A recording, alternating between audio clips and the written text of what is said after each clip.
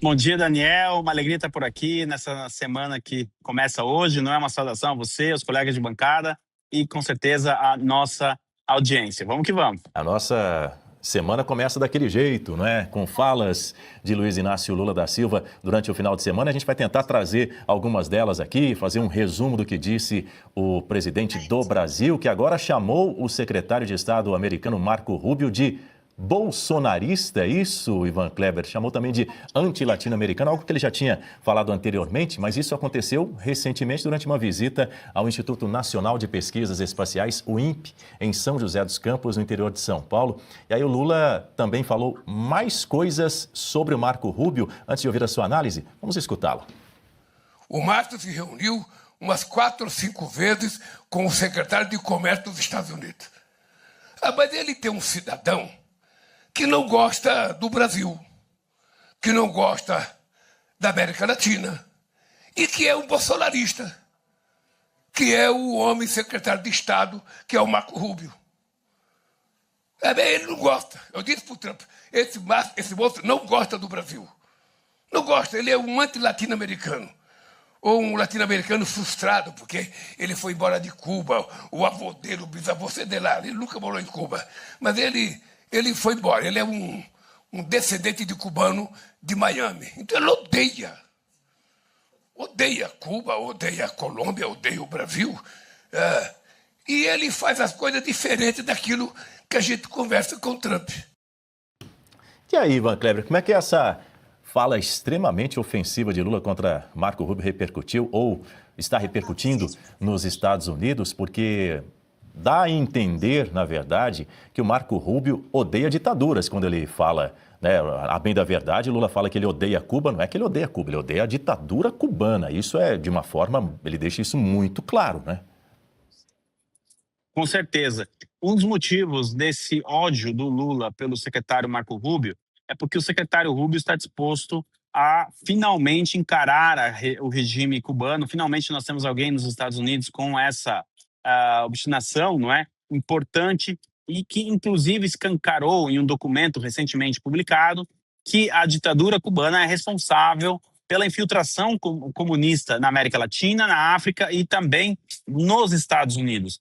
Lula, Daniel, ele é filho da Revolução Cubana, do golpe em Cuba, do final da década de 50. Sem o regime cubano, nós não teríamos a teologia da libertação, como nós conhecemos hoje, nós não teríamos o regime da Nicarágua, de Ortega, e muito provavelmente nós não teríamos Lula. Então, o que mais preocupa o Lula é esta questão. Agora, o Lula fez declarações extremamente lamentáveis em um momento em que o Brasil precisa restabelecer as relações diplomáticas com os Estados Unidos.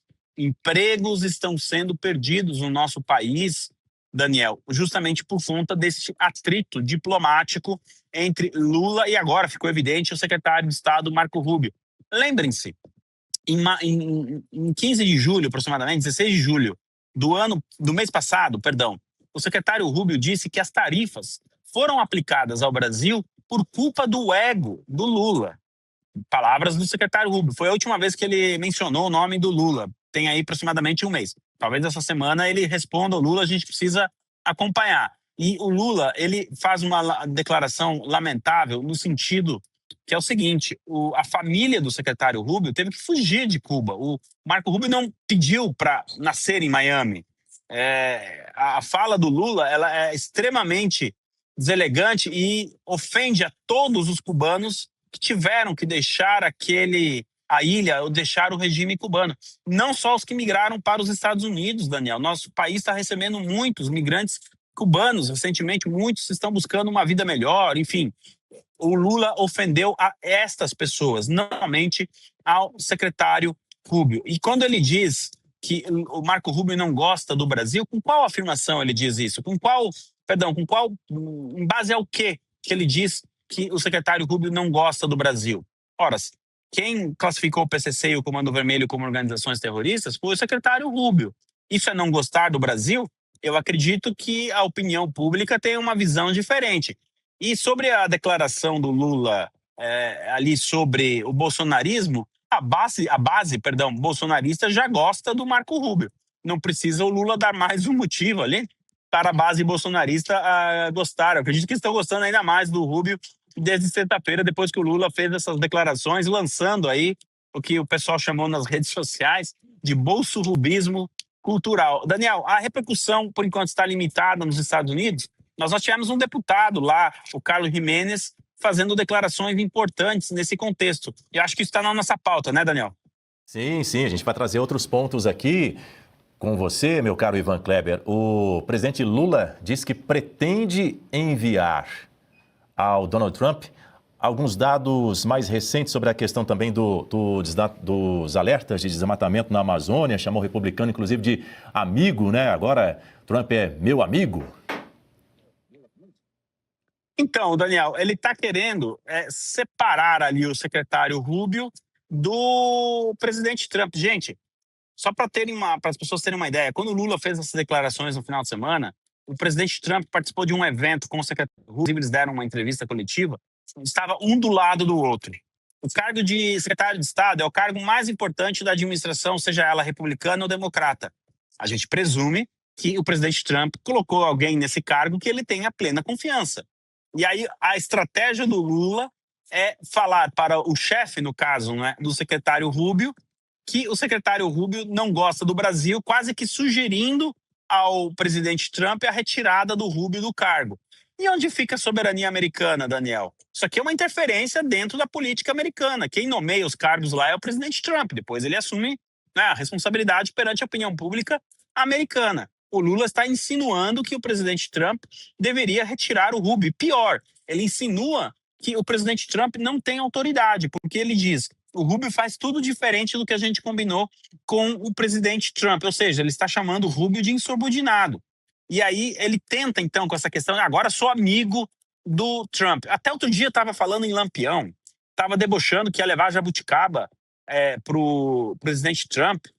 Como assim agora é amigo? É porque ele entendeu que, de fato, o secretário Rubio tem uma certa autonomia dentro do governo americano para questões relacionadas à América Latina. O secretário Rubio vem crescendo, Daniel, dentro da base republicana. Muitos consideram que ele seja o favorito dentro do Partido Republicano para ser o candidato à presidência em 2028. E isso, pelos motivos que eu trouxe antes, né, da questão relacionada a Cuba, deixam o Lula preocupado. E o Lula preocupado, ele faz esse tipo de declaração que a gente viu. Vamos ouvir então o momento em que Lula chama Donald Trump de amigo, meu amigo. Já saiu na grande mídia. São mais de 10 bilhões de reais esquecidos para serem sacados pelos brasileiros. Foram 4 dias organizando e logo já entrei com a solicitação e, na sequência, já me veio o retorno. R$ 8.517 que estava lá parado. E era meu. E isso é só a ponta do iceberg. São 7 brechas ocultas no sistema que você pode resgatar. A menos que você queira fazer doação para esse governo, precisa ver antes que o prazo acabe. Para você descobrir, deixei o link na descrição aqui embaixo e um QR Code na tela. Acesse agora. Eu fiz questão de tirar a fotografia dos números, porque como os Estados Unidos, nesse novo tarifaço que ele fez para o Brasil, um dos motivos era que a gente não cuidava do desmatamento, eu quero preparar os números e mandar para o meu amigo Trump. E aí, meu caro Ivan Kleber, meu amigo Ivan Kleber, você acha que essa fala aí do Lula vai convencer o Donald Trump? Será que cola ou não cola? Daniel, a resposta é muito simples. Em quem você acha, e a nossa audiência aqui, o convido para o debate, vai acreditar? O presidente Trump tem a sua equipe de técnicos que elaborou os relatórios da sessão 301. Ou nas fotografias que o Lula vai mandar, porque ele falou isso, né? Ele falou que tirou fotografias, quer dizer, nem documentos. Ele tirou a fotografia dos números para mandar para o, aspas, amigo dele, Trump. E aí, do outro lado, você tem os técnicos do governo americano que fizeram o levantamento. É o que eu disse antes, o Lula, quando está preocupado, o Lula acuado, o Lula com as costas na parede, ele produz essas pérolas aí. Eu pergunto, eu vou virar a pergunta, né? Vou inverter, melhor dizendo, a pergunta. O Lula confiaria em fotos enviadas pelo presidente Trump ou nos números apresentados pela equipe dele? Quer dizer, é muita ingenuidade do Lula achar que vai mandar 3 fotos no WhatsApp e o presidente Trump vai demitir o Marco Rubio e chamar ele de amigo também. Então, é assim que a diplomacia e isso deveria ser um alerta, Daniel, para o setor empresarial do Brasil, para as cabeças pensantes do nosso país, o Lula está arrastando o Brasil para um abismo diplomático sem precedentes. Na semana passada, ele recebeu o número 2 da Rússia, o aspas vice Vladimir Putin no nosso país. A Rússia está falando abertamente em construir fábrica de drones nos países do BRICS. Não tem nenhuma confirmação oficial que o Brasil vá receber uma dessas fábricas, mas isso está sendo ventilado. E o Brasil, então, vai se arrastando para esse abismo diplomático graças a declarações como essa do Lula, Daniel. Agora, Ivan, o Senado dos Estados Unidos aprovou a indicação do deputado estadual da Flórida, Daniel Pérez, para ocupar o posto de embaixador do país aqui no Brasil. Agora ele só depende do sinal verde do governo Lula para assumir o cargo diplomático em Brasília. Será que o Lula, depois de chamar o Donald Trump de meu amigo, será que ele agora vai dar o sinal verde para o Daniel Pérez assumir a embaixada? O que dá para esperar também do Daniel Pérez como embaixador no Brasil, hein? É uma grande incógnita, Daniel, a resposta a essa pergunta, se o Lula vai ou não entregar as credenciais. Só recapitulando aqui para nossa audiência, né? O seu xará aí, Daniel, então ele teve o nome dele aprovado na sexta-feira. E, Daniel, uma pequena correção. Durante o final de semana, ele renunciou ao cargo de deputado estadual da Flórida. Ele esperou a aprovação no Senado, né?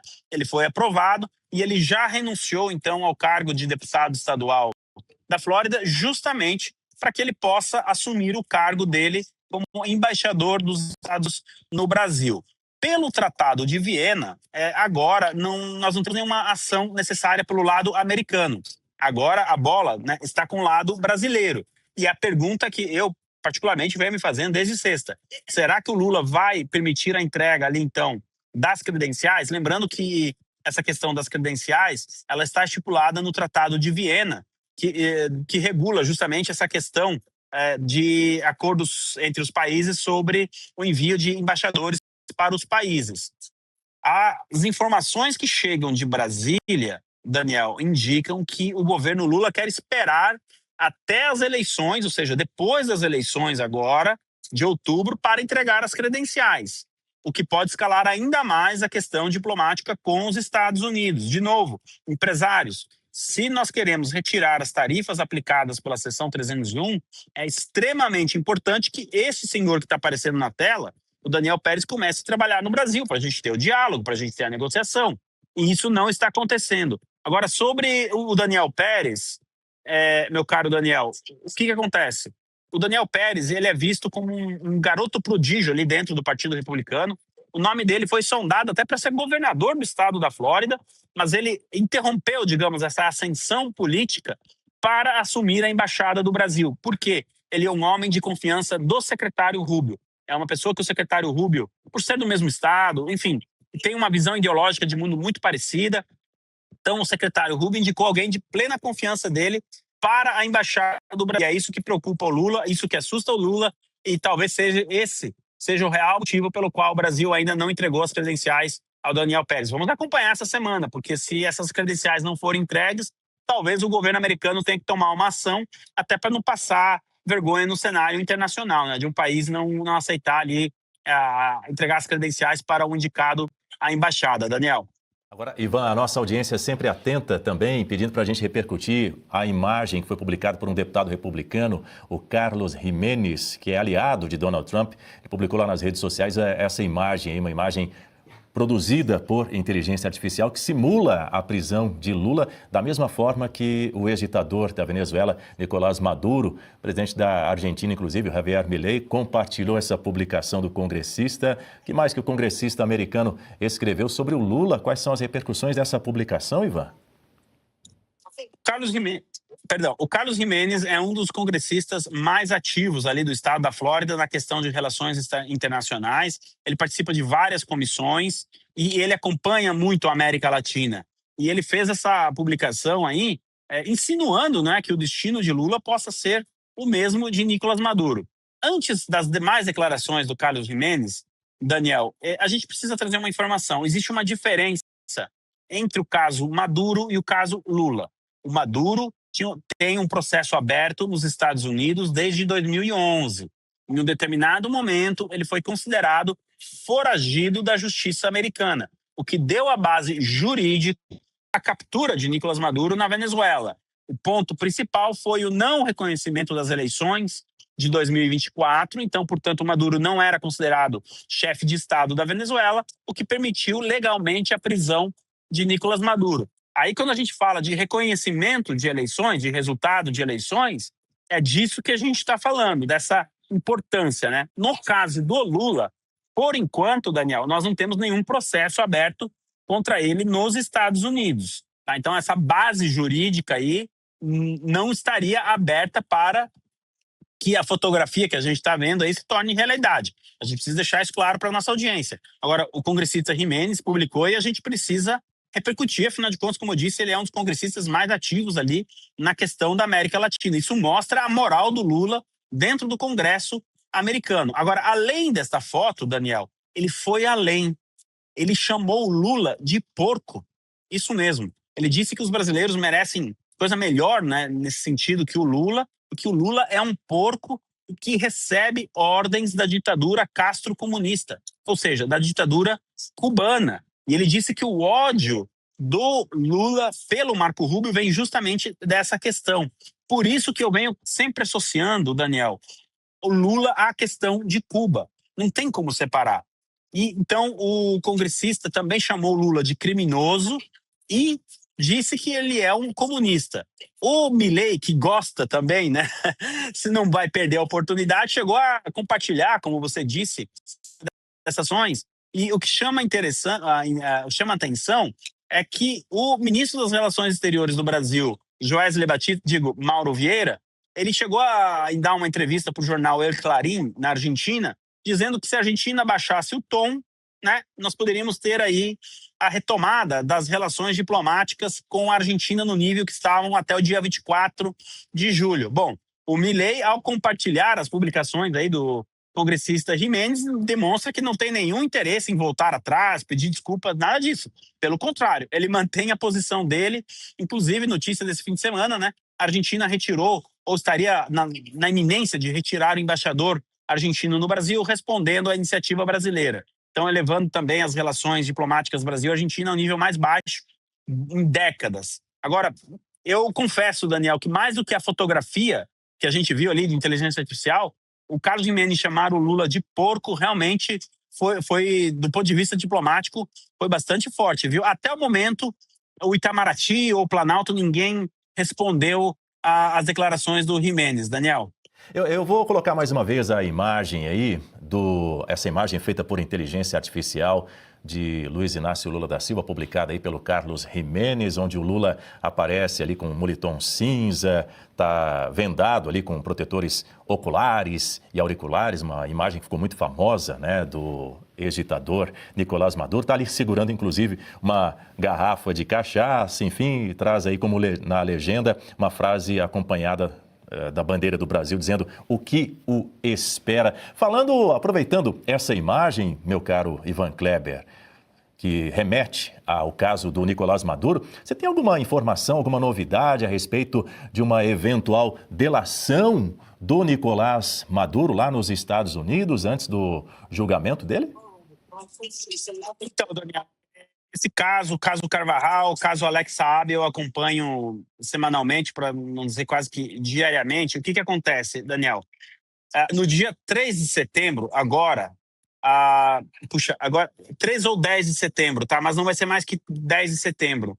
A Justiça Americana julga o último pedido do Maduro para encerrar o caso, baseado no fato que Maduro se coloca como chefe de Estado da Venezuela. Portanto, ele não deveria ser julgado, processado nos Estados Unidos. Tá? A chance de ter sucesso ela é razoável para baixa. Tá? Então, a justiça vai dizer, olha, você não é o presidente da Venezuela, porque o Joe Biden, olha só, o Joe Biden não reconheceu o resultado daquela eleição, logo você não é o presidente legítimo. Aí, Daniel, o que acontece? Nós teremos um espaço entre setembro agora e janeiro do ano que vem, onde a defesa do Nicolás Maduro terá aí um tempo para pensar qual será a próxima ação dela. Em janeiro, a Procuradoria lá do estado de Nova York vai formalizar todas as acusações e entregar as provas que eles têm em mão contra o Maduro. E dali a defesa começa a se preparar para o julgamento de junho do ano que vem. Então, nós temos esse espaço entre setembro, início de setembro agora, e janeiro, para o Nicolás Maduro pensar em partir para a delação premiada. Se ele não delatar, com as informações que a gente tem, das provas que a gente imagina que a promotoria tenha, ele está correndo o risco de pegar a prisão perpétua. Então, nesse momento, em algum momento entre setembro e janeiro, é que o Maduro seria aconselhado, né, do ponto de vista jurídico, para que ele consiga uma delação premiada e reduzir a pena. Então, esse seria o momento ideal, entre setembro e janeiro, a qualquer momento. Eu acredito, Daniel, que eles já têm uma estratégia estabelecida. Bom, se a gente perder esse recurso agora em setembro, já vamos para a delação premiada ou vamos para o tudo ou nada. Tudo ou nada significa ele pegar a perpétua. Então, eu acredito que a gente tenha novidades aí entre setembro, outubro, novembro, sobre uma possível delação premiada de Nicolás Maduro. Daniel. Agora são 8h26 no horário de Brasília. Estamos conversando com o nosso correspondente internacional, Ivan Kleber, diretamente de Londres.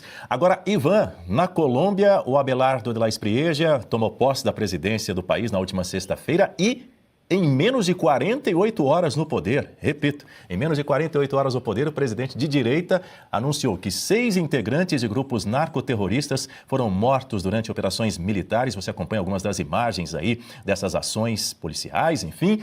Em uma mensagem nas redes sociais, o Abelardo afirmou que estas primeiras manobras militares são uma mensagem clara e contundente para todos os bandidos, Ivan. Isso mesmo, Daniel. Ele também realocou ali aproximadamente 140 narcoterroristas que estavam presos em prisões de segurança mínima para prisões de segurança máxima. Ele disse mesmo durante o período de transição que não esperaria aquela coisa dos primeiros 100 dias para começar a agir, estabelecer o governo, não. As Forças Armadas colombianas estão em sintonia com o governo de la Espriella e notícias como essas, operações como essas serão corriqueiras aí nos próximos dias, nas próximas semanas. Daniel, só para a gente ter uma noção da importância do combate ao narcotráfico na Colômbia, o governo americano anunciou na sexta-feira que está passando $1 bilhão em programas de investimento, de segurança, combate ao narcotráfico para a Colômbia. Um presente aí, Daniel, de $1 bilhão, aproximadamente 5 bilhões de reais, só para começar o combate ao narcotráfico. O Abelardo de la Espriella, muito próximo do governo americano, já anunciou que está retirando a Colômbia da iniciativa chinesa Cinturão em Rota e que nas próximas horas, no máximo nos próximos dias, dará início também ao processo de adesão da Colômbia ao Escudo das Américas. Olha, eu venho dizendo aqui, só para nossa audiência ter uma noção de como é o Abelardo de la Espriella. Ele e o Milei é considerado um moderado, tá, Daniel? O de la Espriella vem com tudo, ele tem uma missão, acabar com o narcotráfico na Colômbia. Ele tem uma oportunidade histórica por conta dessa parceria com os Estados Unidos e também por conta do Escudo das Américas, Daniel. Quero agradecer aqui as quase 10 mil telas conectadas no Jornal da Oeste, primeira edição, junto com a gente. Você que acaba de chegar por aqui, nós estamos conversando com o nosso analista de internacional, Ivan Kleber, direto de Londres. Peço que você deixe o seu like. Temos aqui quase 4 mil curtidas. Portanto, você que acabou de chegar, é importante que você deixe o seu like. É de graça e nos ajuda e muito a aumentar o engajamento do nosso jornal para que mais pessoas se juntem a nós. É dessa forma que a plataforma entende que o conteúdo é interessante, que você está gostando do que você está assistindo por aqui. E aí, esse conteúdo passa a ser recomendado para outras pessoas que estão navegando, acessando o YouTube nesse momento, às 8h30 no horário de Brasília. Deixe-me trazer aqui para a nossa conversa o professor Marcelo Suano, que tem um ponto para trazer para você. Ivan, diga. Ivan, bom dia aqui no Brasil, boa tarde em Londres. Vamos pegar o nosso helicóptero, sair dos Estados Unidos, vamos para aquela guerra que está acontecendo lá no Oriente Médio. Recentemente foi divulgado que o Ayatollah Mujtaba Khamenei, me corrija a pronúncia, por favor, ele está numa situação crítica. Quais são as informações que você tem nesse momento sobre a saúde dele? E se ele realmente está numa condição tal qual, se é que ele está vivo, né? E quais são os passos que podem ser dados para o regime preservar uma linha dura tão tão clara quanto é, porque imaginava-se que ele fosse moderado comparado com seu pai, o que não configurou e não é a verdade. Qual é a situação real e o que está sendo feito pelo regime caso se confirme que ele está morto, está morrendo e que ele não tem condição de ficar na posição de líder supremo? Bom dia, professor Marcelo. Bom, a informação que a gente tem é que ninguém sabe onde ele está e ninguém viu ele desde o dia 28 de fevereiro, quando aconteceu, né, o início da guerra ali. Essa informação. Desde lá, existem muitas especulações. Ele estaria morto, ele estaria vivo, estaria em estado de coma, não estaria mais no Irã, estaria na Rússia. Então, essas informações são desencontradas e ninguém consegue oficialmente decretar onde e como ele está. Vamos partir do princípio que ele esteja em estado de coma ou ele esteja morto. Por que o regime não anuncia, então, a morte dele? Porque a Guarda Revolucionária Iraniana precisa desta figura religiosa que é importante para parte ali do regime iraniano como uma unidade. Então, se o regime anunciar que o estado dele é grave ou que ele já morreu, primeiro, nós teríamos uma disputa interna para saber quem será o próximo Khamenei. Segundo, significa uma capacidade de defesa, né, do próprio regime, de defesa dos seus líderes bastante limitada. Então, o regime vai manter essa informação fechada ao máximo. A informação que a gente tem é essa: ninguém viu ele. E a gente precisa acompanhar, pode ser que daqui 10 minutos ele apareça ao vivo lá na televisão iraniana, ou talvez leve-se meses para a gente ter a confirmação do real estado de saúde dele. Enquanto isso, professor Marcelo, essa é a grande dificuldade dos americanos, de identificar quem de fato tem o poder de realizar uma negociação com os Estados Unidos por conta dessa fragmentação interna dentro do regime, entre o mundo religioso e o mundo político. Daniel, devolvo para você. O senhor não tem mais um ponto para trazer para você na nossa conversa? Ivan, em função do que você falou, é importante dizer que os Estados Unidos não sabem com quem negociar por causa da quantidade de desinformação que está acontecendo. E exatamente seguindo nessa toada, o regime apresentou uma lista de exigências para reabrir o Estreito de Hormuz. Isso é o que tem sido divulgado, mas não tem sido divulgado a integralidade ou a essência dessas exigências. Você tem mais informações sobre isso e, além dessas exigências, qual tem sido a reação dos Estados Unidos em relação à divulgação e, se porventura se concretizar na integralidade, em relação ao conteúdo? Porque me parece que sempre eles fazem exigências para que não chegue a lugar nenhum. E não é diferente desse caso, tanto que o governo americano não está levando a sério as mais recentes exigências do regime iraniano, que previa até mesmo uma compensação financeira dos Estados Unidos ao regime iraniano e basicamente manteria o controle do estreito sob o comando do Irã. O Irã controlaria os navios que entram vazios no estreito e o Irã controlaria os navios que saem carregados com petróleo, né? Então, de alguma maneira, o Irã permitiria a entrada de navios ou não. Ou seja, estaria no controle do fluxo ali do estreito. As informações que eu acompanhei durante o final de semana indicam que o governo americano sequer levou a sério essa proposta, então eles nem entraram na análise do conteúdo. Foi mais uma tentativa do Irã simplesmente tentar ganhar tempo para tentar pressionar o preço do petróleo. Em um primeiro momento eles conseguiram, tá? O petróleo opera em alta aqui na Europa na manhã dessa segunda-feira, justamente porque a proposta é inviável e os Estados Unidos não vão nem sentar para conversar em base a essa proposta mais recente. Professor Marcelo. Daniel, devolvo para você. Ivan, sempre muito bom tê-lo com a gente aqui no Jornal da Oeste, primeira edição. Bom dia para você, ótima semana e até amanhã às 8 da manhã, britanicamente. E se você pudesse ter acesso aos bastidores do Sem Filtro e conversar direto com os comentaristas e âncoras da Oeste?